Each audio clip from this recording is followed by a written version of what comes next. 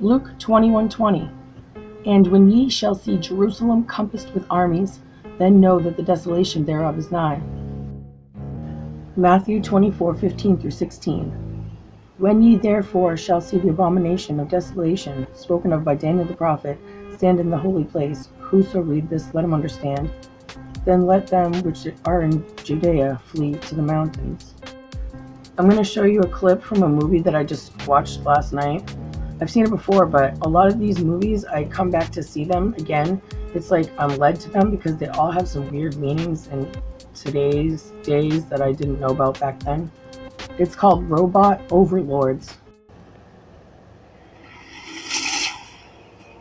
Citizens of the Robot Empire, today is day 1264 of your planet's occupation. When our study of humanity is complete, we will leave your planet and never return. We mean you no harm. However, we have one rule which you must obey. Stay indoors.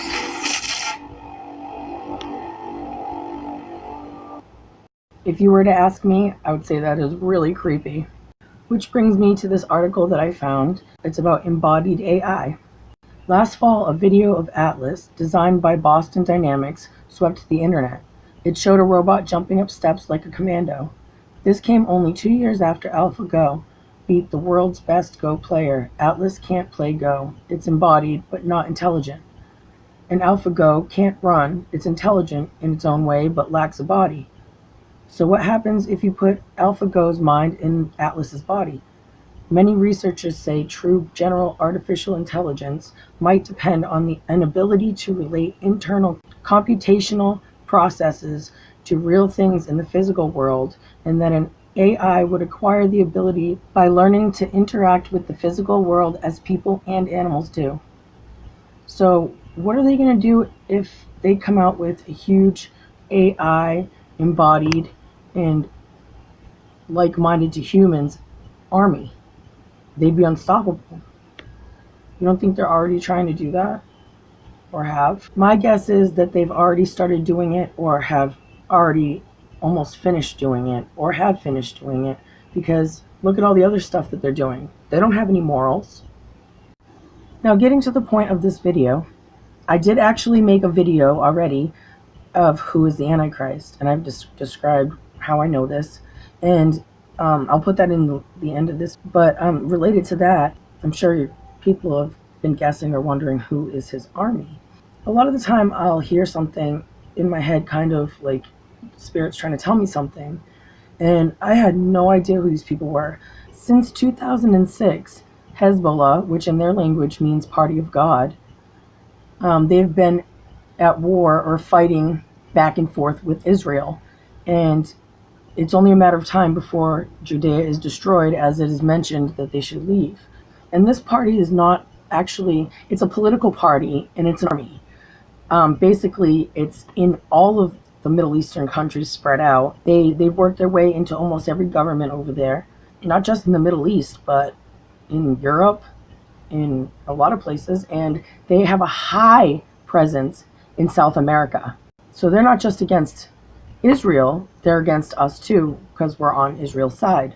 And as you may know, this war was prophesied, this coming war was prophesied about these days. It's just only a matter of time. As I was describing earlier, the possibly embodied AI army that could be a part of this makes a lot of sense. If you remember back when Obama was president, he sold the internet at the end of his last term, supposedly, but you really didn't hear much about it after that. Well, they have this smart city in Egypt, and as far as anyone could know, they have that sort of army, because if you have a smart city, why not have a smart army? One thing I can tell you is that I had a dream of Palm Beach being flooded by a tidal wave, and that's definitely going to happen. By someone, maybe a missile hitting the water or an earthquake, I don't know. But I know for sure it is going to be a flood in Palm Beach. Now, the reason that I even know anything about this is sometimes the spirit in me will tell me things and I'll have to figure it out, kind of. So I heard the word Hezbollah over and over and over and over, and I didn't really pay much attention to it. And then I heard it again like the next day, over and over. So I decided to look it up, and I found out they were like arch nemesis to Israel. So I have some headlines and I have some articles that I'm going to read, and it's just to show how deep we're going into this. They like to do things on years that end in 6 or 9, and today, this is 2019, so we'll see what happens. Now I'm going to read to you some headlines and some articles. Nasrallah, the leader of Hezbollah, Trump's decision on Al-Quds will be the beginning of the end of the Israeli occupation. And I'm just going to read the first paragraph here. Hezbollah Secretary General Saeed Hassan Nasrallah affirmed that the U.S. President Donald Trump's decision to recognize Al-Quds Jerusalem as the capital of the Israeli occupation entity and transfer the U.S. embassy to it will be the beginning of the end of the occupation entity. It goes on to say, in a speech during the mass rally in Al-Dahia, Al-Janobia of Beirut to protest Trump's decision, Nasrallah said that the nation must face this grave decision and that the responsibility lies with everyone. First and foremost, the Palestinians, adding that announcing a third Palestinian intifada is the most significant response. Nasrallah pointed out that the American decision came into the context of the U.S. Zionist project, supported by some regional countries to destroy countries, armies, and peoples, affirming that wide popular rejection of the U.S. decision constitutes a significant moral support for the Palestinians and increases the resistance and the determination to confront the aggressor. He stressed that Trump's decision proves that America is the sponsor of terrorism, as it is the one who created Daesh, which is ISIS, terrorist organization, and supporters, the terrorist groups in the region, aiming at diverting attention from the Palestinian cause and eliminating it. And I want to remind you, I have not said, and I do not say, that we are the good guys and they are the bad guys. They're all bad guys. War is murder. I'm sorry if you don't agree with that, but war is murder. Thou shalt not kill. Moving on. I'm led by the Holy Spirit to make these videos because I really have no clues about these topics until I get drawn to them. This is from February 16th, 2019. Nasrallah said, the United States created Daesh, Welsh Syrian army liberated areas from it. Secretary General of Lebanon's Hezbollah, Sayed Hassan Nasrallah, said that the Syrian Arab army and its allies, including the resistance, were the ones to liberate areas in Syria from the threat of Daesh, while the United States is responsible for creating the extremist organization. In a speech on Saturday, Nasrallah said that the U.S. prevented the elimination of Daesh after the liberation of Bokamai and Deir ez-Zor, extending the terror organization's longevity for 15 months, stressing that evidence proves that the Americans delayed the victory against Daesh, which they wanted to survive for many years.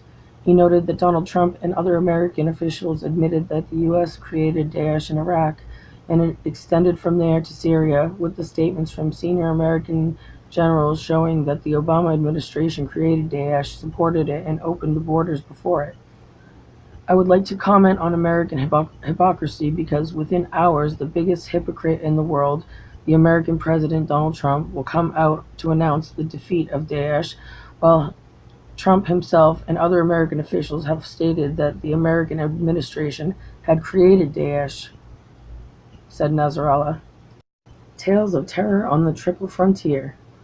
The Paraguay-Argentina-Brazil border region has long been home to immigrants from Lebanon, Palestine, and Syria. In the recent decades, Brazil has come to see these Muslim communities as a singular terrorist threat with the help of U.S. empire. On September 6, 2018, during the Brazilian presidential campaign, Jair Bolsonaro, who would soon be elected president of Brazil, was stabbed on the street during a campaign stop in the state of Minas Gerais. Brazilian police were quick to note that an individual with mental problems who had acted alone carried out the attack. But some of Bolsonaro's disciples quickly discredited the version of events in their retelling. Hezbollah, in conjunction with the leftist political parties and criminal groups, had supposedly planned and executed the act, although this relationship sounded strange to academics and experts in general. Important figures in the country's political establishment contributed to the narrative, including Onyx Lorenzon, Bolsonaro's chief of staff, and Joyce Hasselman, a popular congresswoman.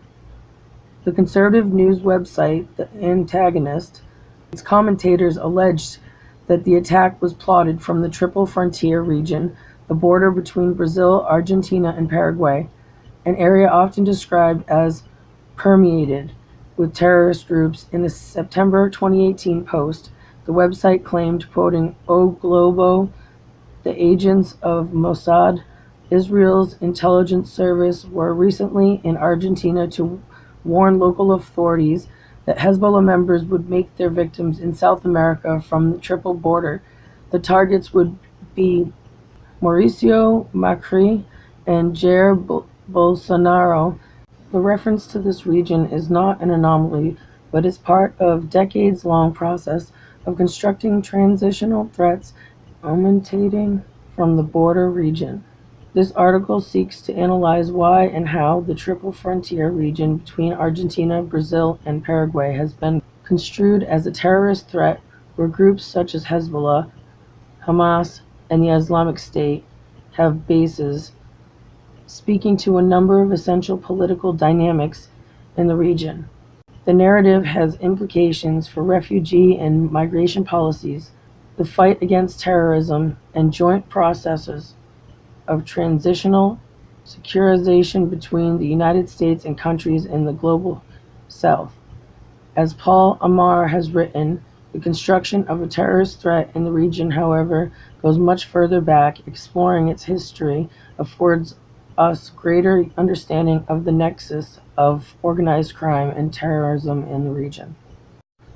The presence of Muslims in Brazil dates back to the country's colonization by Portugal beginning in the 1500s.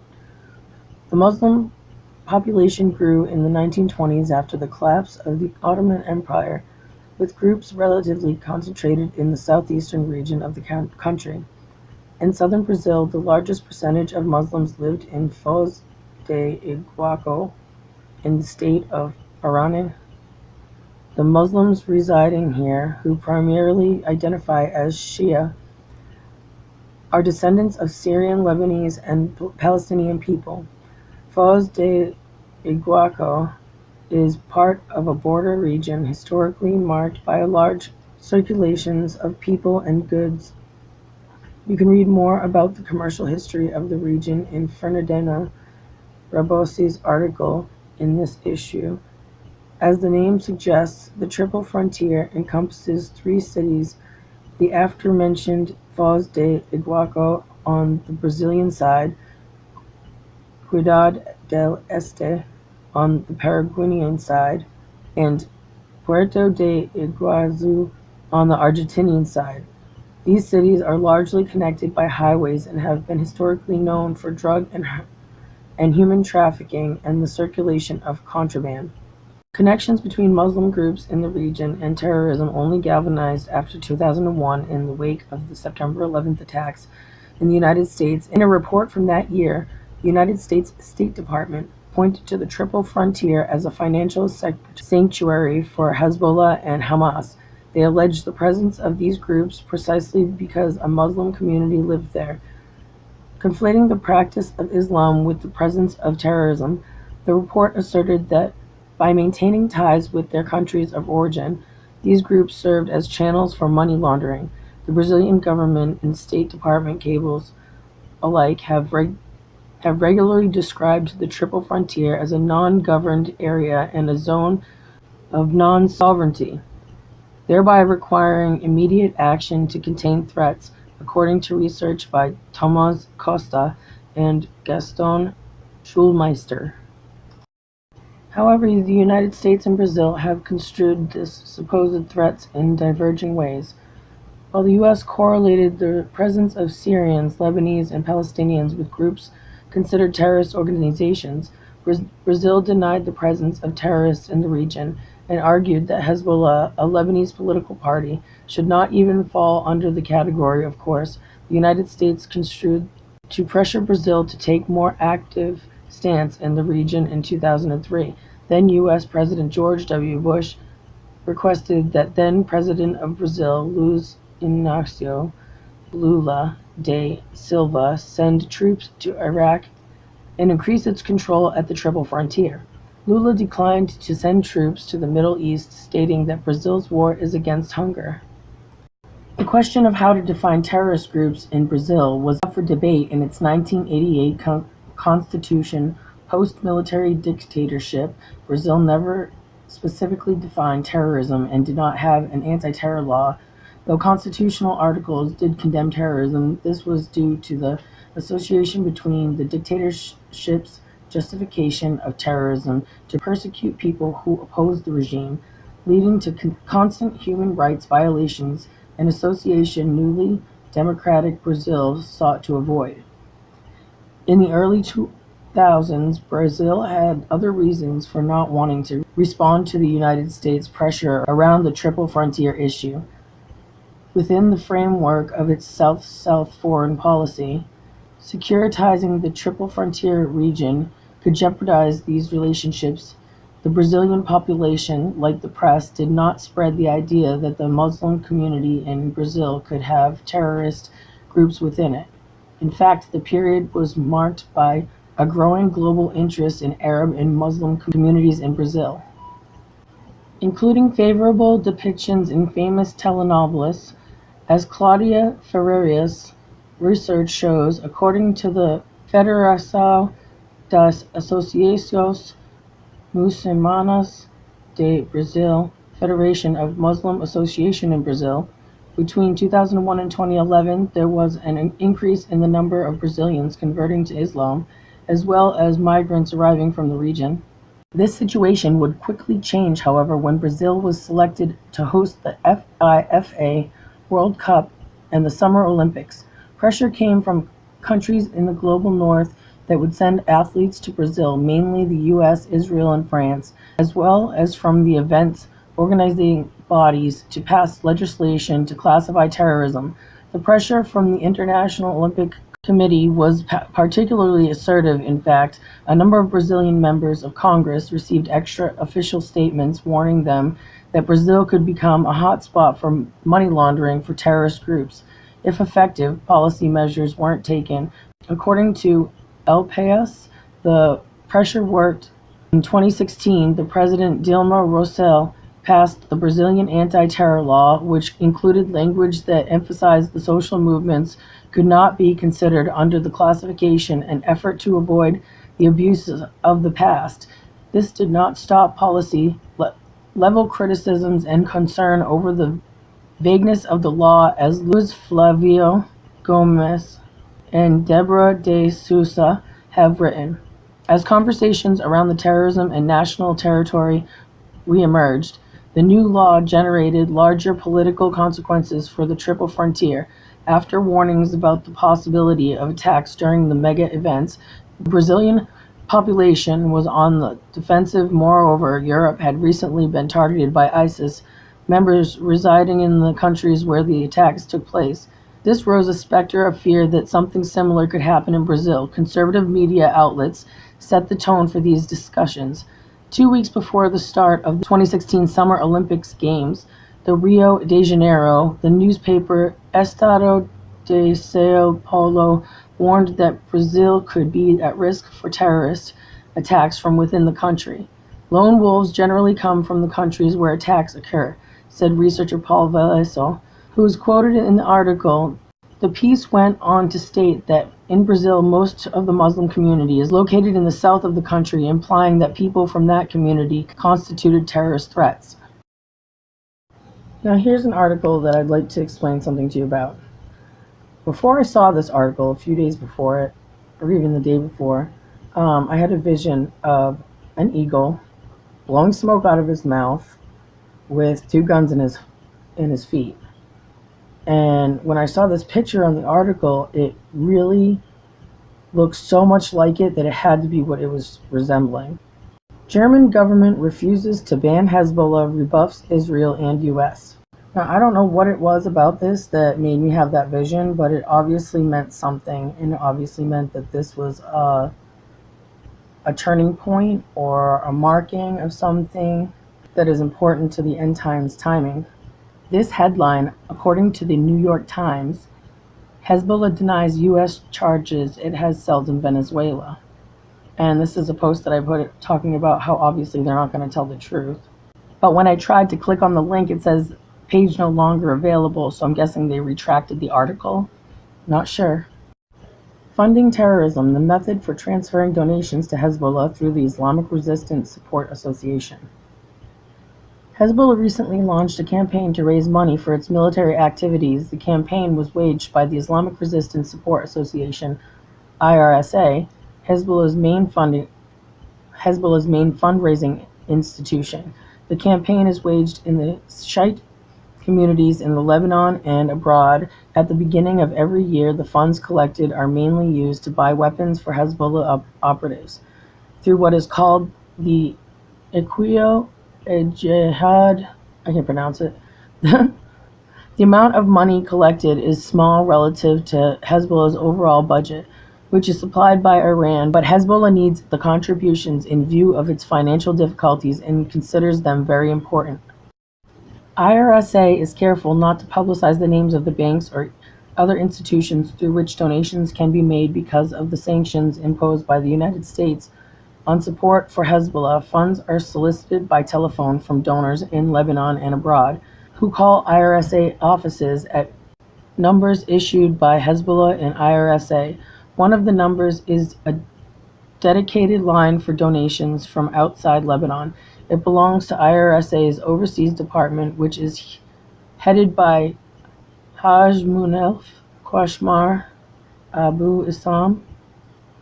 A reporter from Israel's Channel 11 called IRSA's overseas number as part of a broadcast on Hezbollah's fundraising campaign. He was answered by Haj Munelf Kwashmar and said he wanted to donate money. The reporter was told to transfer the money to the Haj Munelf Kwashmar at the OMT company offices and then to give him the tracking number of the transfer. An ITIC examination revealed that OMT is a financial service company for transferring funds and other services with offices throughout Lebanon. It is an agent of Western Union in Lebanon and works closely with it. The following is the content of the conversation between the Channel 11 reporter and Haj Marif Kwashmar. Kwashmar, there is one problem with your desire to donate. You live under Israeli rule and I don't know how I can help you. If you want to make a donation, transfer the funds to me at the OMT officers and then give me the number of the transfer and it will be done. Channel 11 reporter says, does this company work with the resistance axis? And Kwashmar said, no, it is an ordinary company. OMT has offices all over the world. It is an office for transferring funds, not through a bank. This thing is just escalating more and more, and we are like right on the brink of them causing complete destruction. To target Israel, Iran's suitcase GPS kits turn Hezbollah rockets into guided missiles.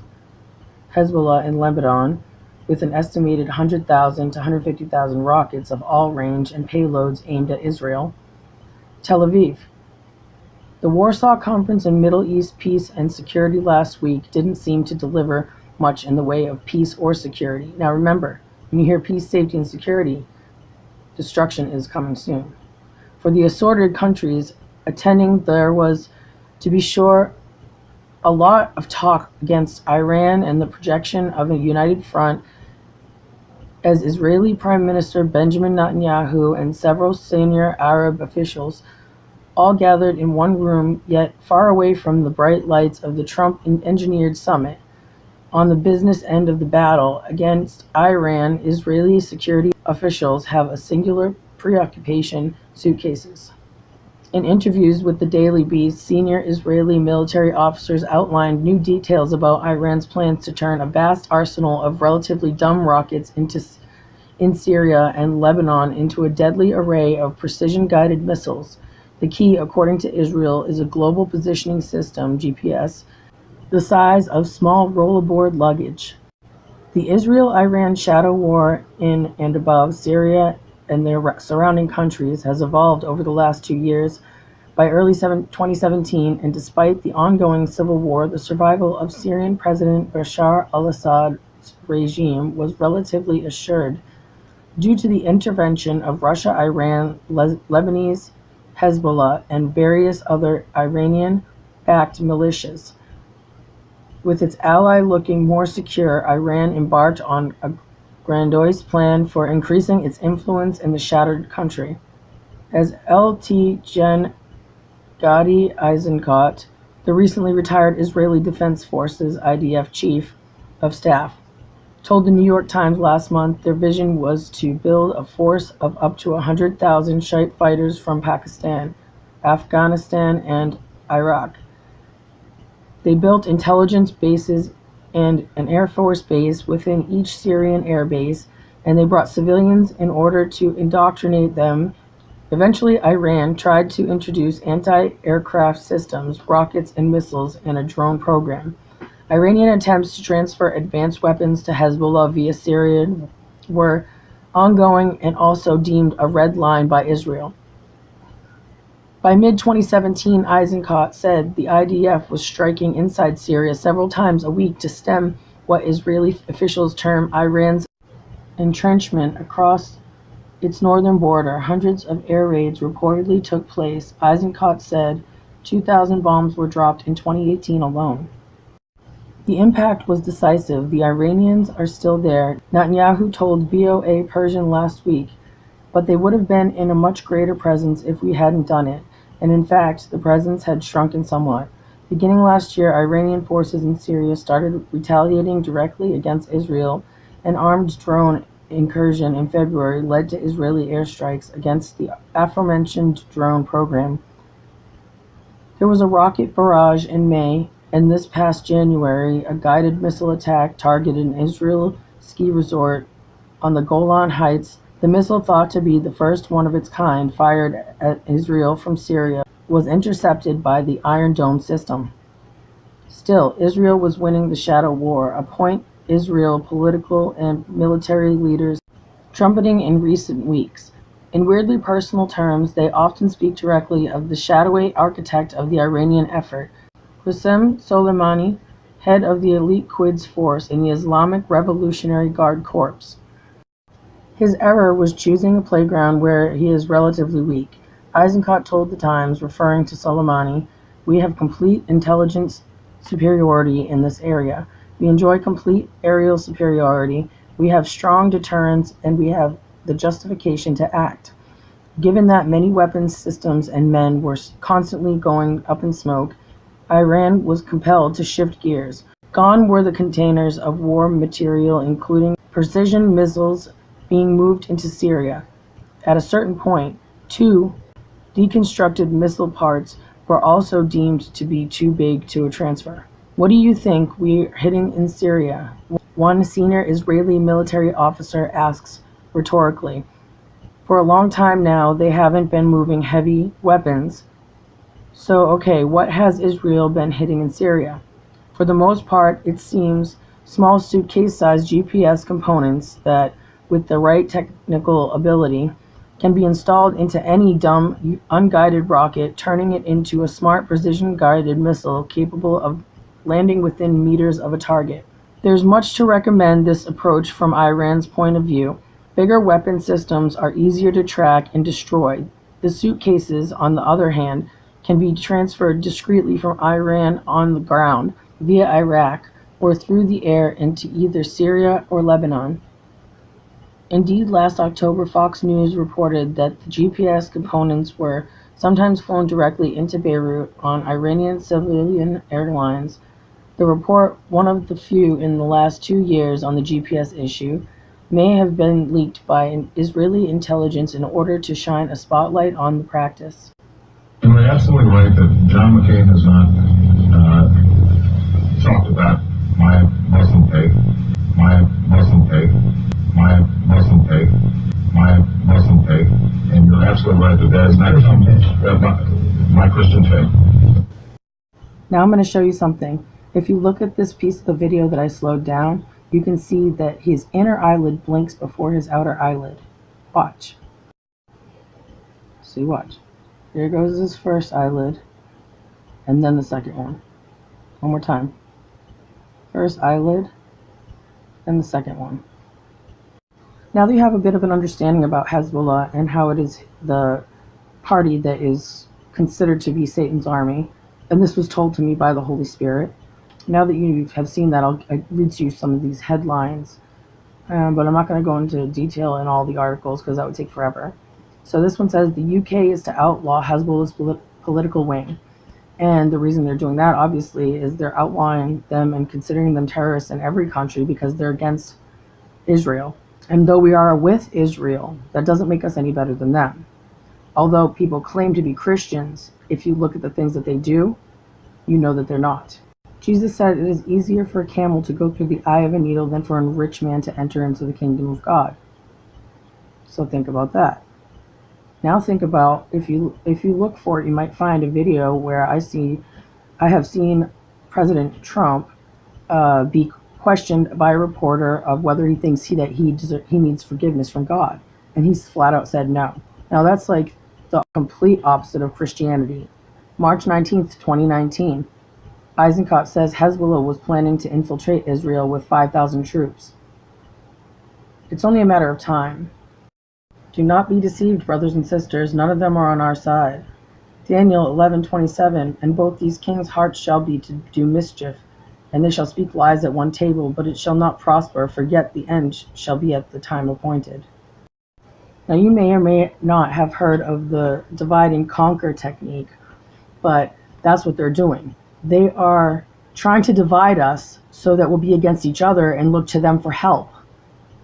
It's exactly what it was predicted in the Bible.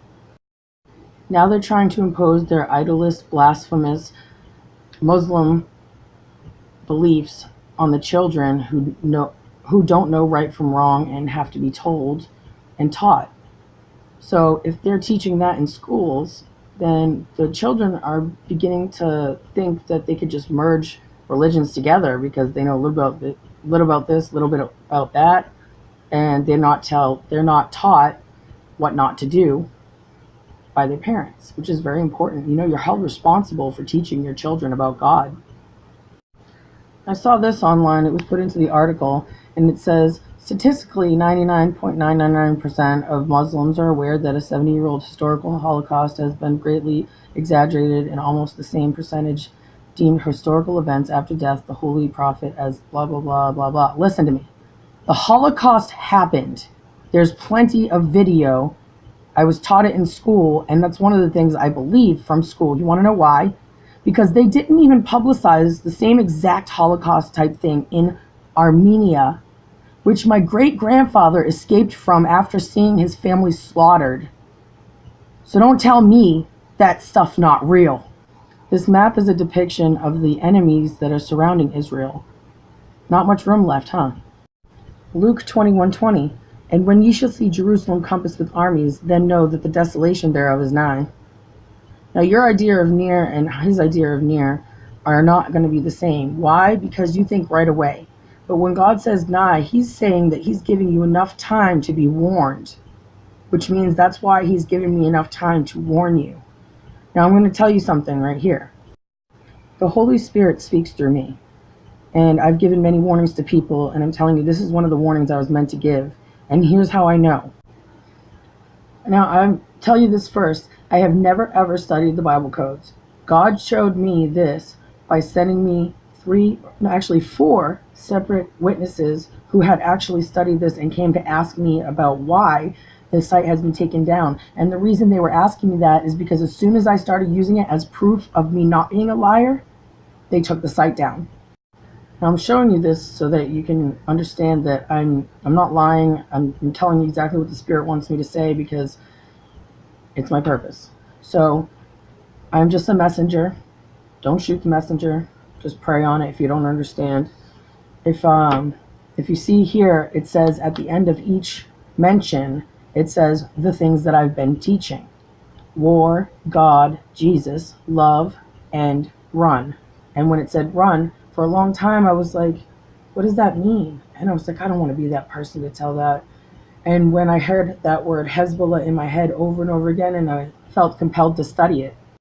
The U.S. brands Iran's Revolutionary Guard a foreign terrorist organization. So it's supposed to be us against them, Muslim against supposed Christians who don't follow Christianity's rules, if you would call it that, more like Jesus' followers' rules, because Christianity name was ruined by the people who stole it and used it in the wrong way. And a lot of these things that are happening are hitting civilians. These people are getting classified as a country when a lot of the civilians don't want nothing to do with it. They just want to go about their lives. So it's really not fair. They're blowing people up for nothing that's their fault. Their own political agendas. It's ridiculous. So we know we're getting towards the end. And in God's eyes, there's no such thing as appropriate collateral damage. Jesus said, turn the other cheek and pray. Monday, April 8th, 2019. U.S. administration shows its savage image by blocking aids to flood hit Iran, Hezbollah. I don't know who all was stuck in these floods, and I don't believe half of the stuff that I read. I like to take a bunch of headlines and compare them together, and then make my best guess of what it could be, and to then start reading about it more into the most likely situation, which could not always necessarily be the truth. Who knows what they're telling us is true? Only God. As long as we have Jesus and have our eyes focused straight away. Now, there's one thing that people are starting to get away from, and that's the line between we're right and wrong. And there's a lot of people who say they're Christians and don't get offended because it's the truth. You have to treat everybody the same. You can't be like, our country's better than that country, or our people's better than that people, or anything like that. Jesus said don't judge. He wants us to pray for those people who may be against us. And if we're out there judging people and saying we're better than them, or I'm a patriot, but you just don't want people in your country, you're not responsible for having been born here, and they're not responsible for having not been born here. And if this is a safe place, why are people so angry about it? Because they're worried about money. They're worried about these people coming in and being violent. But guess what? The same amount of violent people are here. There's a murder in my neighborhood almost every night. So you can't tell me that it's about those things. It's more about people losing their morals. People following the people. Jesus said, love is the law. Heritage.com had this map. It shows approximately, according to them, how far Iran's missiles can reach.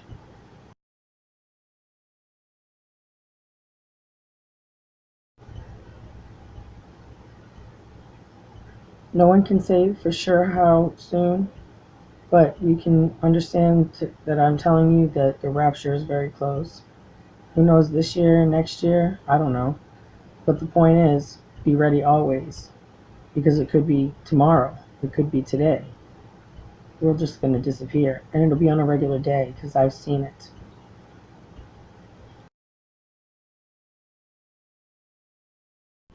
This is the distance according to NewEnglishReview.org. That's a pretty far reach. They could pretty much shoot wherever they want over there. if you pay attention, you'll notice there's a lot of stuff going on with Egypt. And if you know who the Antichrist is, then you know he's from Egypt. And a lot of people don't know this. Now, this may seem a little weird until you start to understand, or if you already understand partially. Akhenaten was one of the first aliases that the devil used to fool people. And he is the one who taught people to worship the sun, and as if the sun was him, in a way, that he would be a god. And he wanted to make himself seem as a god. So he had these hats, most of them just have the depiction of the cobra head around him and the snake on the front. But this is a unique one, and it illustrates where the beginning of the so-called fish hat of the Pope is made. Because people call it a fish hat, but guess what? It's a serpent. Not only is it a serpent, but it is a representation of Satan's member, you could say. My point here is Akhenaten became the first pope. He invented it. Here's what I used to post as proof on Twitter. And I said Akhenaten was the first and creator of the pope position. This is why both the Akasa of Christ and Barry, Obama's original name, both add up to 666, because they're both Satan. Satan fell like lightning. Barak is lightning in Hebrew. Akhenaten's and other famous headdresses are cobras, as in serpents. And if you look here, I put up a little piece of the description from Wikipedia, and it's really hard to find very much information about Akhenaten. Why? Because you know why. They're trying to hide things about him, so you can't pinpoint who it is, and especially why they took pieces off of the Sphinx. So I'm going to read this. It says Akhenaten, also spelled this way, that way, that way, that way, meaning effective for Etin, known before the 5th year of his reign as Amenhotep IV, sometimes given its Greek form Amenophis IV, and meaning Amun is satisfied, was an ancient Egyptian pharaoh of the 18th dynasty who ruled for 17 years and died perhaps in 1336 BC or 1334 BC. He's noted for abandoning traditional Egyptian polytheism and introducing worship centered on Aten, which is sometimes described as a monolithic, henotheistic, or even quasi-monotheistic. An early inscription likens the Aten to the sun as compared to stars, and later official language avoids calling the Aten a god, giving the solar deity a status above more gods. I was led to all this information by the Holy Spirit to go and search for certain things that actually somehow my brain puts things together like a puzzle if they all match. So if you look here, I have this picture up in the right hand corner, and you're going to see this if you watch the Antichrist video that I put at the end of this. And if you haven't already seen it, then you can go to that and it will explain exactly the rest of the stuff that I don't explain right here. But I did want to add some of this stuff in because I didn't have this information when I first made that video. Notice how it didn't say Akhenaten was the first pope, but it describes it. And you can see within the statues and depictions that it obviously matches. And this is what I've been led to show. My Muslim faith, my Muslim faith, my Muslim faith, my Muslim faith. After this group of headlines, I'm going to have the Antichrist video tacked onto the back of this so you can get filled in on the other things, and done with the rest of this part. The main point of this video is Hezbollah is definitely the Antichrist army, and it's growing, and Jerusalem is surrounded. So according to the scriptures, Get out of Judea. That's a warning. God bless you, brothers and sisters. Keep waiting for Jesus. He's coming soon.